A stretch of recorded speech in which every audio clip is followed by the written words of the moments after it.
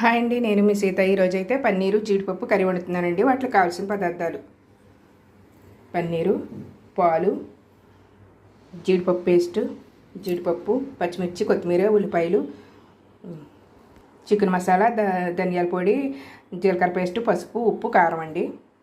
బాండి పెట్టుకున్నాను. పన్నీర్ ముక్కలు ఇలా నూనెలో వేపేసానండి. ఇప్పుడు ఆయిల్ కాయిపోయింది. పచ్చిమిర్చి, ఉల్లిపాయలు వేసేద్దాం. ఇందులో ఉప్పు, పసుపు వేసేద్దామండి. వేయడం వల్ల తొందరగా వేగుతుంది. ఉల్లిపాయ వేగిపోయిందండి. జీలకర్ర పేస్ట్ కూడా వేపేసుకుందాం. వేగిపోయిందండి. ధనియాలు కూడా వేసుకుందాం. కారం వేసుకుందాం. చికెన్ మసాలా వేసుకుందాం. బాగా కలిపేసుకుందామండి. వేగిపోయినండి. జీడిపప్పును కూడా వేసుకుందాం. ఇప్పుడైతే జీడిపప్పు పేస్ట్ని కూడా వేసుకుందామండి. ఇప్పుడైతే పన్నీర్ ముక్కలను కూడా పన్నీర్ ముక్కలు కూడా కలిపేసానండి. ఇప్పుడు పాలు పోసుకుందాం. పాలు కూడా పోసానండి. బాగా మరిగాక ఆయిల్ అంతా పైకి వచ్చేదాకా మూత పెట్టేసుకుందామండి. చూడండి, పన్నీర్ కూరలోంచి ఆయిల్ అంతా పైకి వచ్చిందండి. ఇప్పుడు కొత్తిమీర చల్లేసుకుందామండి. అంతేనండి, కర్రీ రెడీ అయిపోయిందండి. నా వీడియో కనుక మీకు నచ్చితే ప్లీజ్ సబ్స్క్రైబ్ మై ఛానల్.